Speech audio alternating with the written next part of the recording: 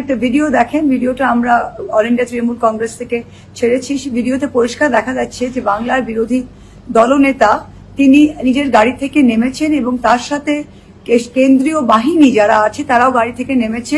একজন গ্রামের লোক, সাধারণ মানুষ, সে জয় বাংলা বলছিল এবং আমাদের বিরোধী দলনেতা তিনি গাড়ি থেকে নেমে তাকে ধমকে তাকে বলল তার চামড়া তুলে দেবো, I will skin you alive যেটাকে বলা হয়। আর সেইখানে দেখা যাচ্ছে যে অমিত শাহের কেন্দ্রীয় বাহিনী, যার কাজ হচ্ছে বর্ডার, আমাদের সীমান্ত রক্ষা বাহিনী, যার কাজ হচ্ছে যে সারা ভারতবর্ষে কোনো ইনসিডেন্ট না হয়, সেই বাহিনী নিজের কাজ না করে সে একটি গ্রামের লোককে ধমকে তাকে ফিজিক্যালি সরিয়ে দিয়ে হচ্ছে আর ভয় দেখানো হচ্ছে।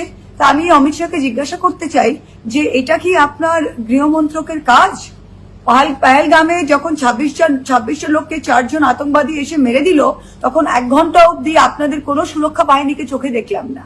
যখন আপনারা বলছি ইনফিল্ট্রেশন, তখন বর্ডারের কাজ বর্ডারটা দেখা, তখন কাউকে দেখা যাচ্ছে না। আর যখন আমাদের বাংলার বিরোধী দলনেতা গাড়ি থেকে নেমে একেবারে কাঁচা বাংলায় একটা গরিব মানুষকে, নিরস্ত্র মানুষকে তাকে ধরে বলছে যে I will skin you alive, তার চামড়া গুটিয়ে দেবো, তাতে আপনার বাহিনী তার মদত দিচ্ছে।